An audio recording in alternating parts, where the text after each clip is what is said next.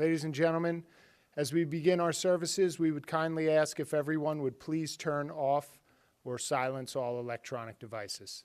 Thank you.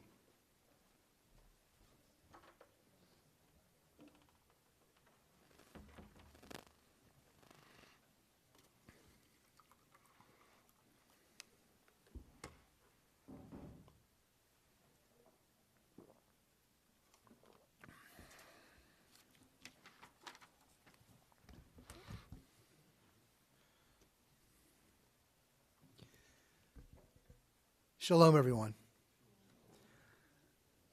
I'm Rabbi Gary Gans. I'm sad but honored and challenged to be with you here today. First, I'd like to extend the prayers of refuah shlema, for full and complete healing and recovery to Suzanne. I know there are several other medical issues that are taking place right now within your family network. I wish them all well, and I wish all of you strength to support one another during these difficult times.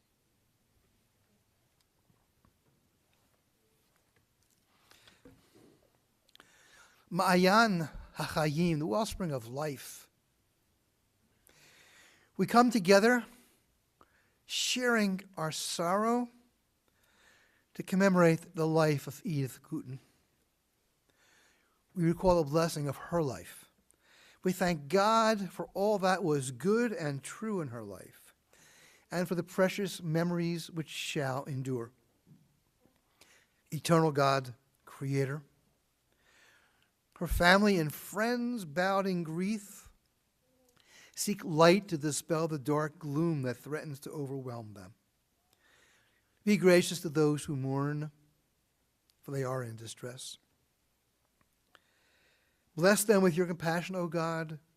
Ease their burden of sorrow. Send them light and peace. For it is written, fear not, as I am with you. Be not dismayed, for I am your God. I will strengthen you. I will help you. I'll sustain you with my power. And let us all say, Amen. Some of the prayers that I will be reciting will be in Hebrew. Most of those I will be translating into English as well. But I have to tell you, my favorite language is present today with the baby language here in the front. Such an expression of life, of the future, of aspirations, and I'm really happy that this young child is present to be part of the family celebrations and commemorations, and to know that in future years, when they look back, they'll know, may not remember everything that's taking place, but will know that they are part of this extended nuclear family and friends that you represent.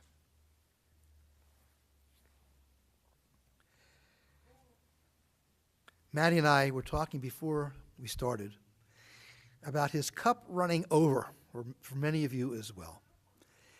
And I said that's really a unique comment, because I will be offering Psalm 23 at the beginning of this ceremony, and I'm honored to do so now, and you'll hear that phrase appear. First, an excerpt in Hebrew.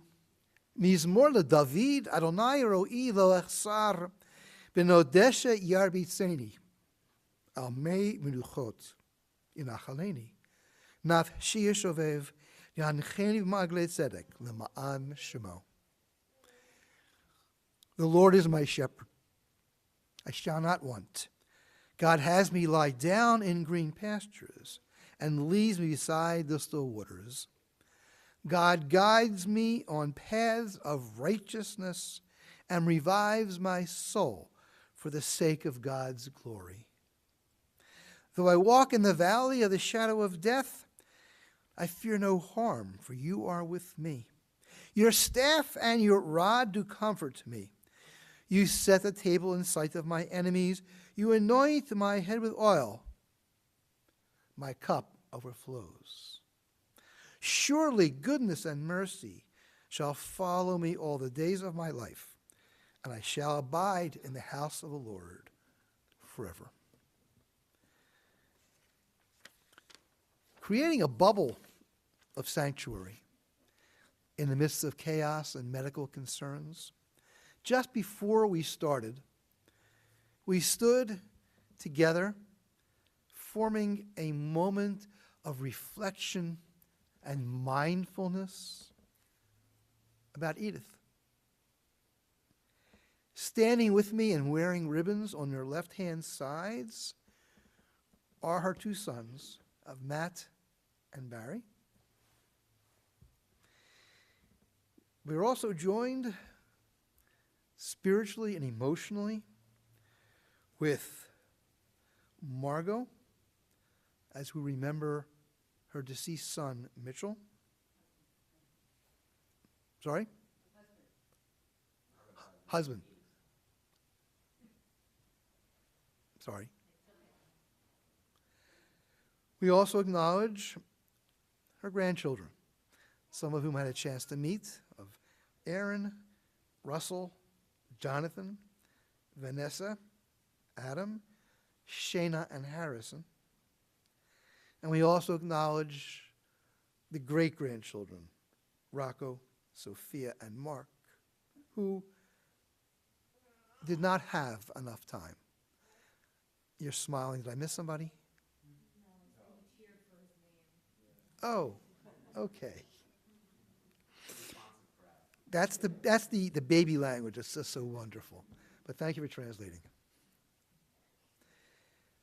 Let me also acknowledge, because I did some research after I speak to the two sons, Barry and Matt. I actually knew Sonny, her husband. I'm a fellow ham radio operator. I'm N2EEF. There you go. And in its time, I was involved with the Chavirim movement. They taught me, they gave me special private classes, meeting at the JCC Radio Shack in the basement, and had opportunity to attend some of their meetings. And Sonny was right there.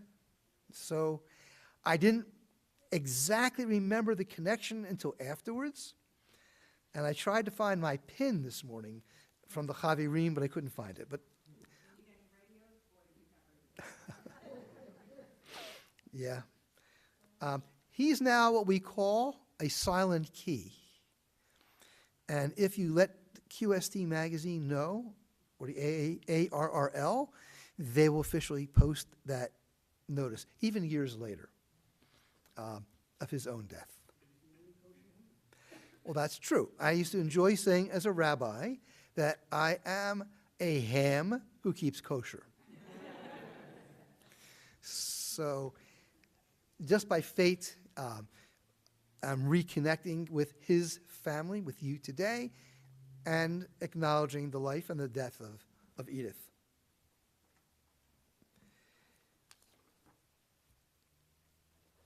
You described a long life. You described to me an active life, a vital life, who was able to live independently until her fall, but then gave her secure, superb care at Lionsgate, taking care of her physical and emotional needs. So you added life to her years and years to her life. I was motivated after I spoke to you to read on her behalf a prayer known as Eshet Chayil, a woman of valor. I'll read an excerpt in Hebrew and then an English translation of this text from the book of Proverbs. Eshet Chayil mi yimtza, v'rachok mipnim michra, b'tach ba'lev ba'ala v'shalal lo yechsar, k'malatu tov v'lo ra, kol yemei hayeha. A woman of valor, who can find? She is more precious than fine pearls. Her husband, her family trust in her, and so they lack nothing. She does them good, never harm, all the days of her life. She perceives that her labor is rewarding. Her candle burns on into the night. She reaches out to those in need and extends her hands to the poor. She is clothed in strength and dignity and faces the future cheerfully. She speaks with wisdom, the law of kindness on her lips. Her family rise up and they bless her, and they sing her praises. Many daughters have done valiantly, but you excel them all.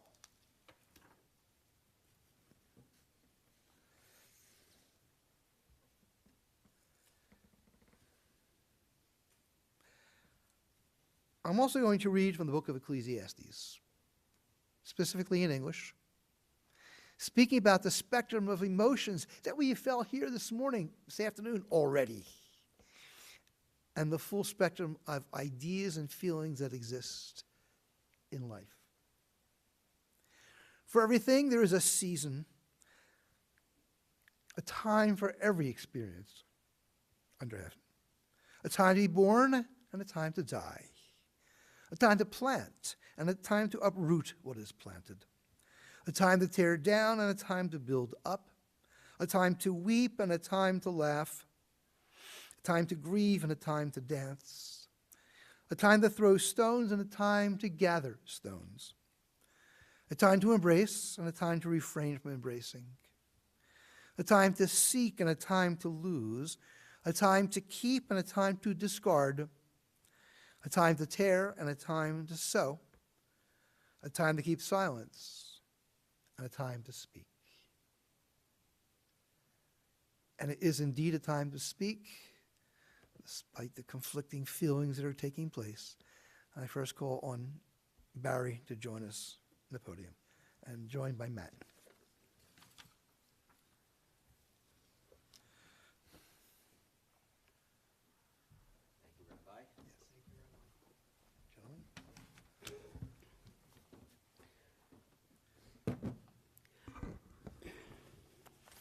I feel like I'm going to be one of those people who's watching the ball game on the side because I'm getting texts from Cindy, who accompanied Suzanne. So if I get distracted, you'll understand. But the last text was she's doing a little better. And so on behalf of Maddie and I and our wives, Suzanne and Iris, and our sister-in-law, Margot, and our children, thanks to all of our friends and family who are joining us here today. I know many of you drove quite a bit, quite a long way, some in two days. So thank you very much. Appreciate that. While our mom was near the end of her life, I wasn't even sure if she could hear me. I kept thanking her for making possible a good life for us. My brothers and I were public school kids in the Bronx, growing up in apartments in nice neighborhoods, with our father working as a waiter and our mom working part-time, most memorably at the New York Public Library in City Island, which is the furthest part of the Bronx you could possibly get from where we lived. So it was a hike by bus, or she would take the car that they shared, my father and she shared. And she did it primarily for the benefits. So I remember going to the doctors, and our copay was $2, and that's all we ever paid. So we were never poor, and our mom would say the same thing about her childhood. Her father, Izzy, was a talented cabinet maker and carpenter, and never without work, even during the Great Depression. And her mom, Anna, was a milliner. For those kids, Mark, a milliner is a hat maker. And our parents were first-generation Americans from Eastern Europe, raised by Jewish immigrants.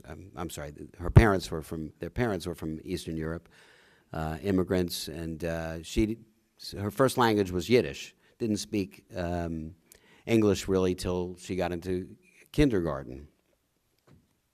So in her last few days, we played Yiddish music virtually nonstop for her, and we like to think it helped her, helped comfort her.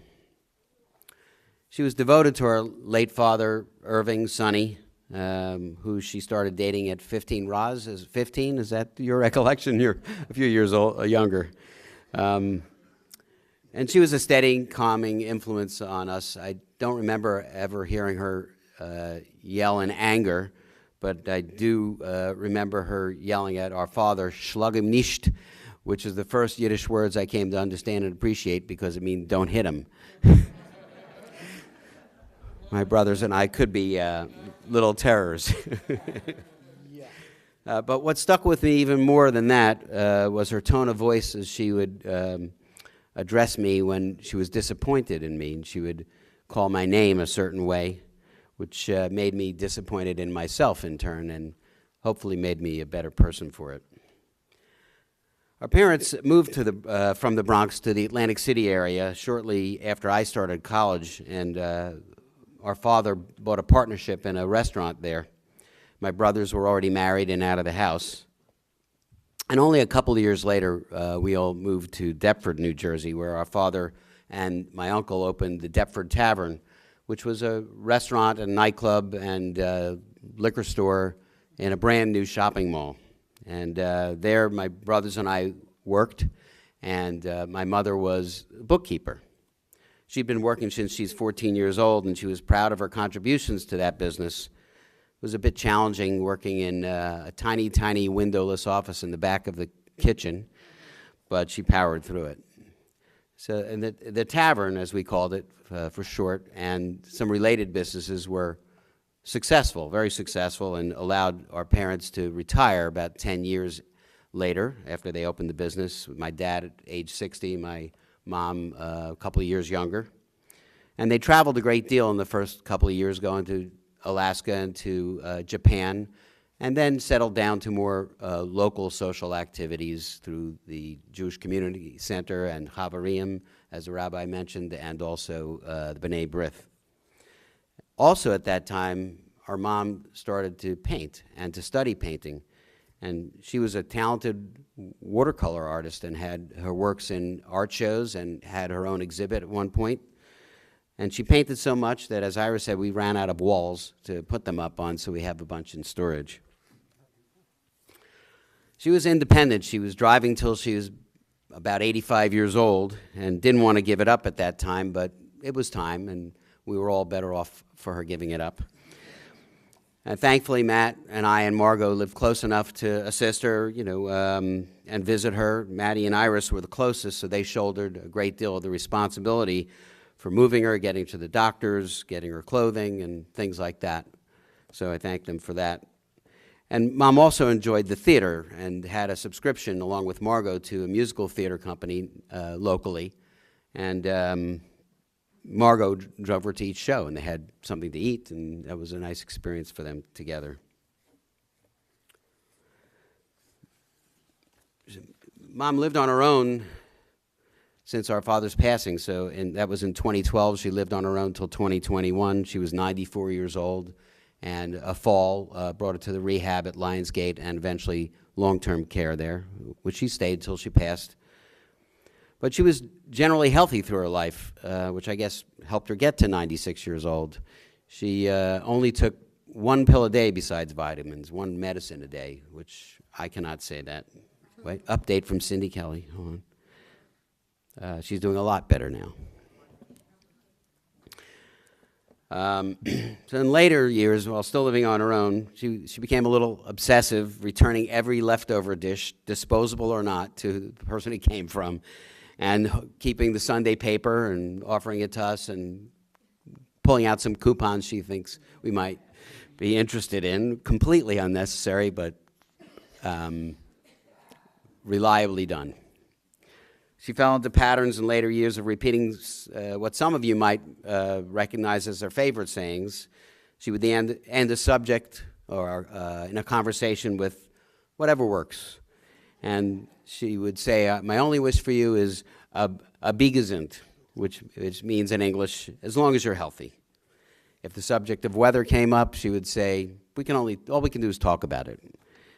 And she would say, we can't control how big we get this way, but we can control how big we get this way, always with the hands. So, and on a phone call at the end of the conversation, at the end of the phone call, she would say, I can't think of anything new or different, so I won't keep you. And that was the end of the call. And in the nursing home, she continued to feel the need to feed anybody who came to visit her. But she had no kitchen and no food.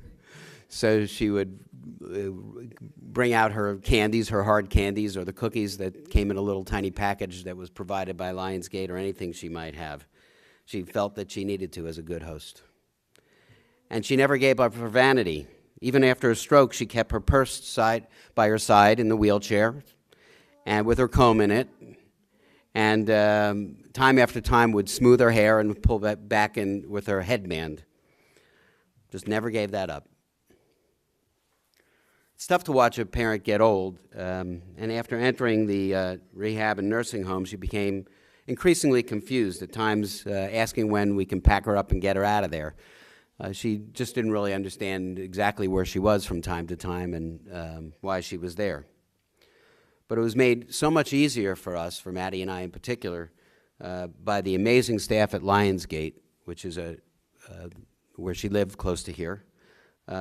Particularly the activities and the skilled nursing staff, who were so loving, so personally engaged in her physical and mental health and her comfort and her dignity. Even as she lied in the last few days, she was always clean and groomed, and really just in the last few days, we spent quite a bit of time there, and we got to see the staff come over, the ones who have been caring for her for almost a year and a half. And they came in and they kissed her and they stroked her hair.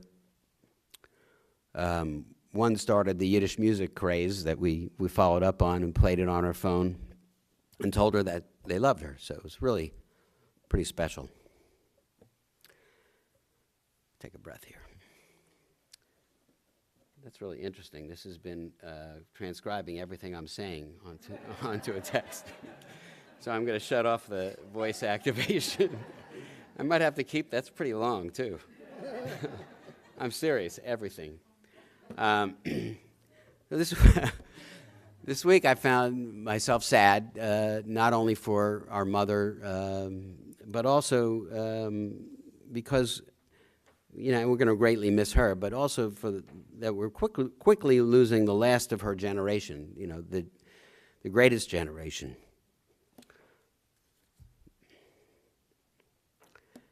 We boomers and the generations that have come after us in the United States, we really haven't known widespread adversity.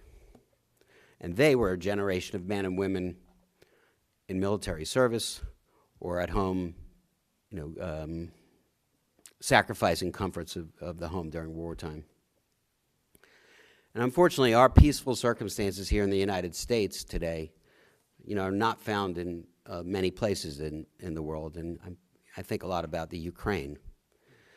So I'd like, as you're thinking about our mother, that you keep those people in mind as well, because they're their country's greatest generation. You want to add? Just I want to thank everybody also for coming. Hello, Mike. Just thank everybody for coming. We'll see you at our house. And this too shall pass. Nothing else we can say. Rabbi?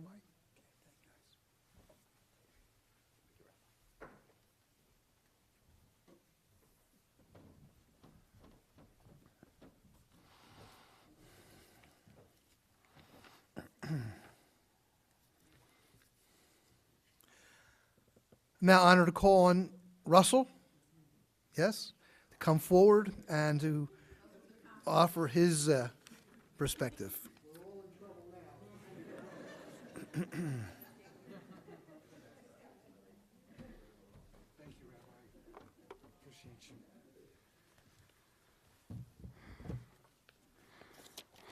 All right. Thank you again, Rabbi. You were wonderful and very comforting. Thank you.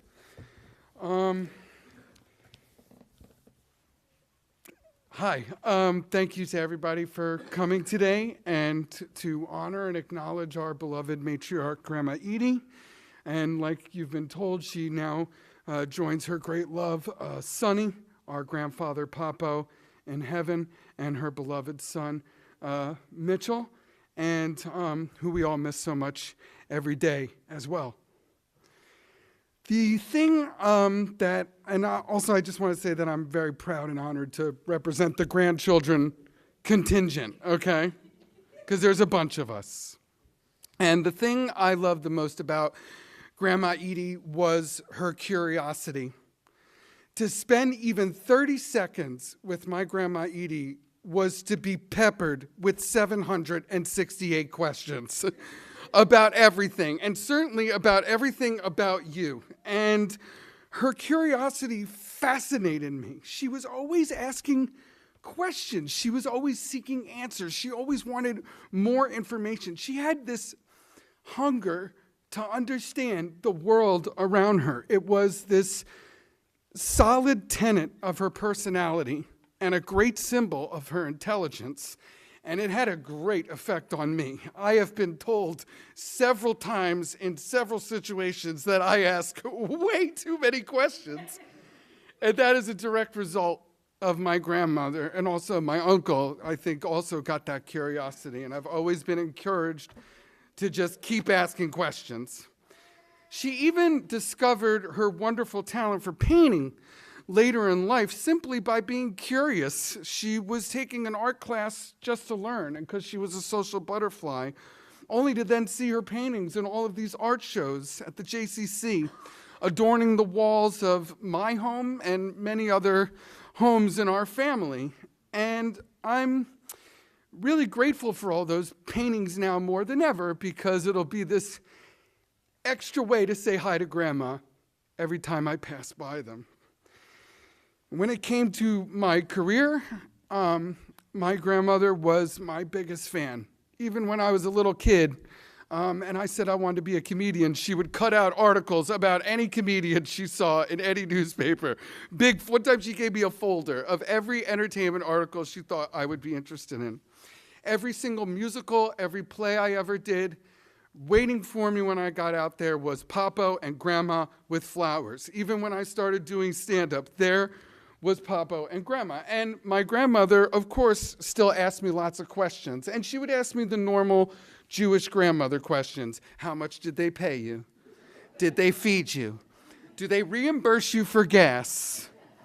But after those initial questions, what I really always loved about my grandmother is that most of her questions focused on what I was doing. How do you come up with the material? Who do you like to be like? How do you memorize it? How much do you rehearse? She took an interest in the craft of it all. And one time, I remember I was at my mother's table, and she asked me so many questions about my job that they were questions I didn't even think to ask myself.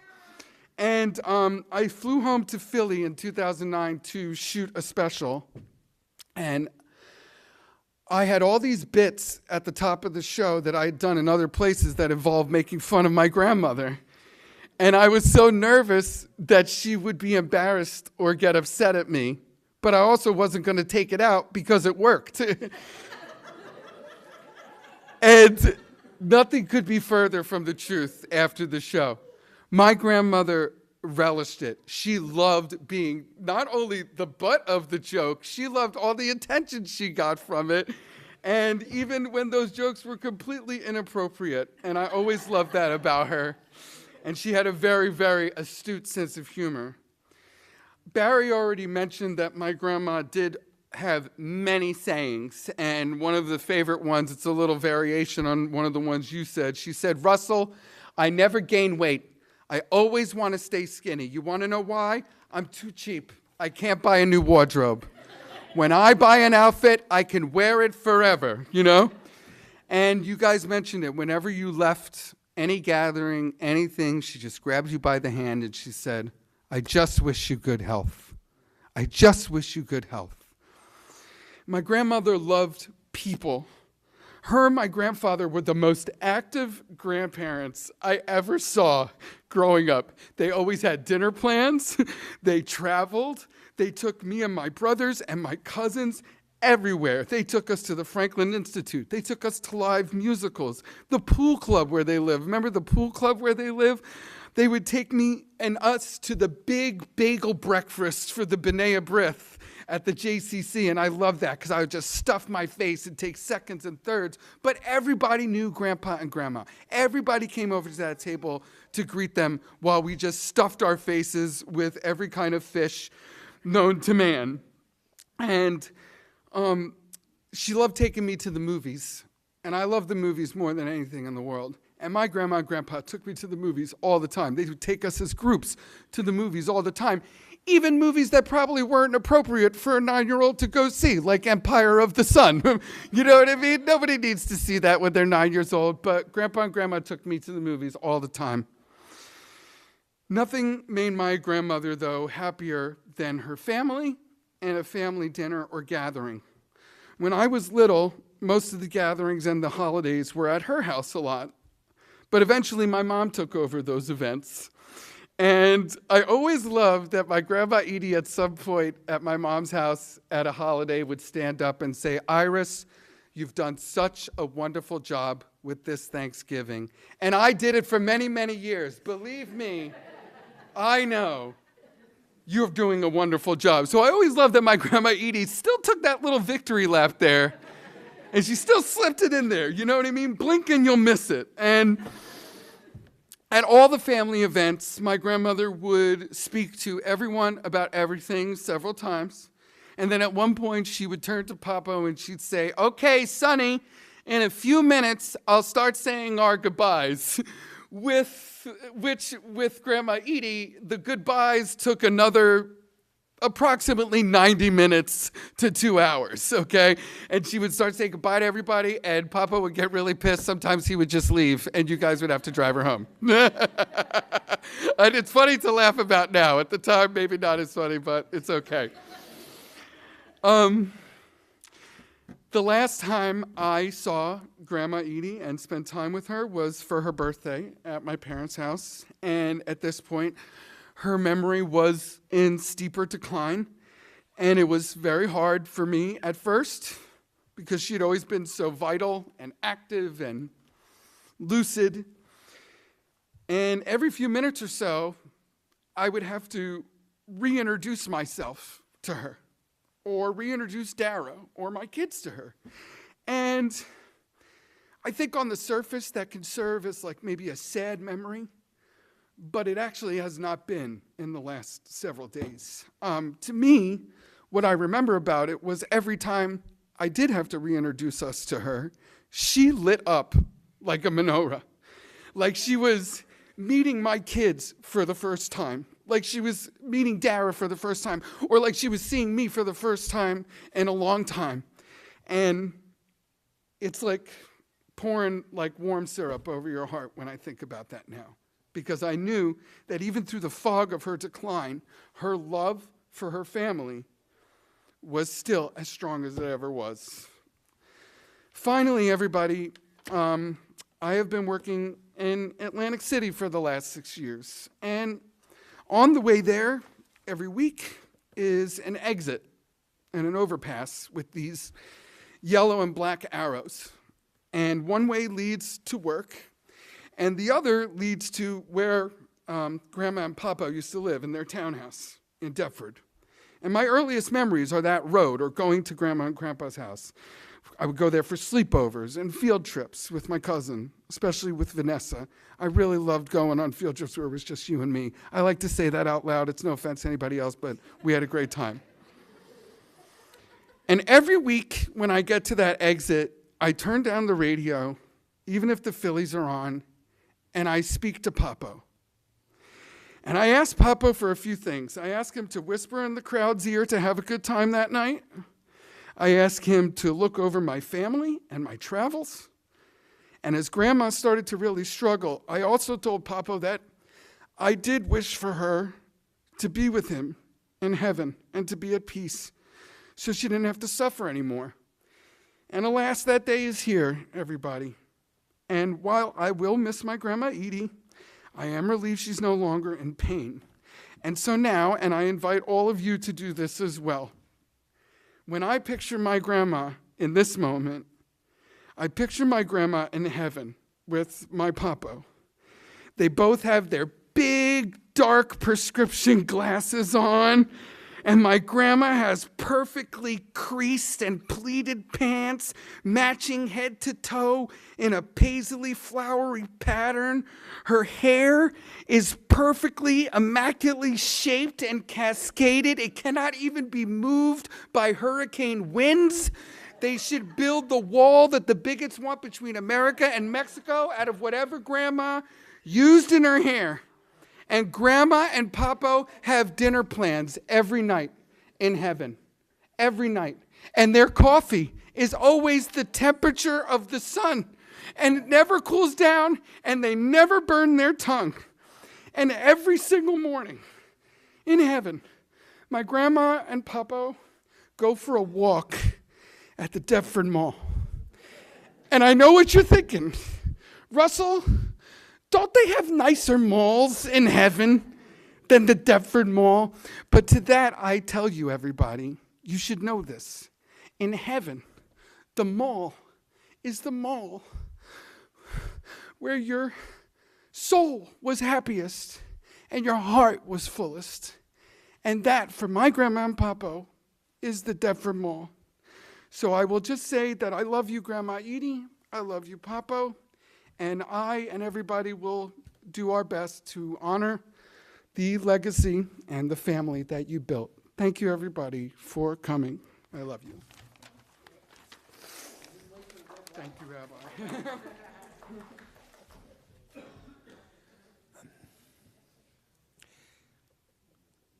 In all my decades as a rabbi, I've never heard someone speak so lovingly of the Deptford Mall.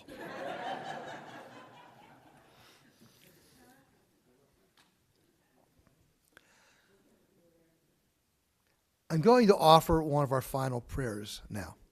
It is called El Malei Rachamim, God who is full of compassion. It tells us that even at our most sad moments, even when we reach out to God for help, it is in fact that mitzvah, that deed, that brings us meaning and connects with history. Out of respect, I ask all of you kindly who are comfortable to stand.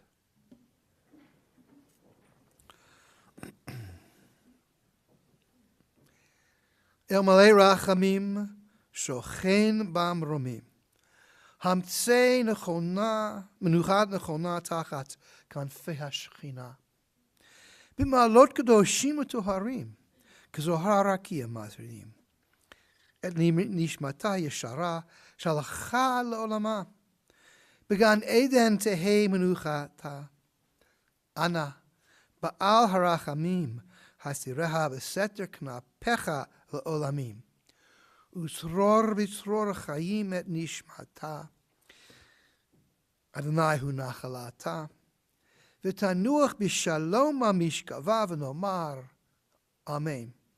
O God, exalted and full of compassion, grant perfect peace in your sheltering presence among the holy and pure. To the soul of Edith Gutin, Grandma Edie, you said? Yes? Who has gone to her eternal home. Master of mercy, we beseech you, remember all the worthy and righteous deeds that she performed in the land of the living. May her soul be bound up in the bond of life. The Lord is her portion. May she rest in the tranquility of shalom, of peace. And let us say, Amen. Please be seated. I have a couple of announcements to offer to you. The interment will be tomorrow at 10 a.m. at the Crescent Memorial Park in Pensauken.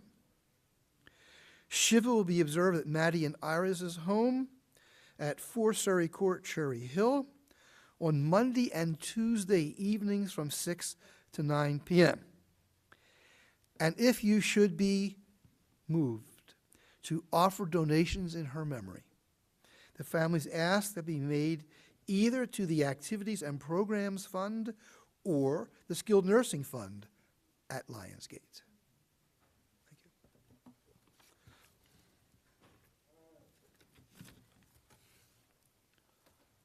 Thank you.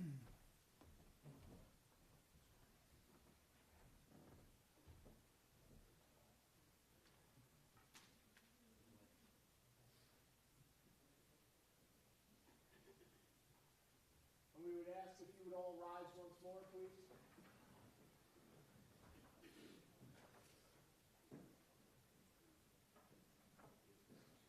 Adonai, mi agur olecha, mi ishkon bahar kodshecha. Polecha minto el tzedek, v'dover emet lavvo, lo regal al shono, lo asar ehu ra'a, v'cherpa lo nasa afroho. Nidzer einav nim'at, v'et yirei Adonai yichaber. Tishpa la'arav lo yavir, v'astor lo natan v'nesher. Shulchat al afi lo natan. Lo yisrael, lo yilot, lo yilot.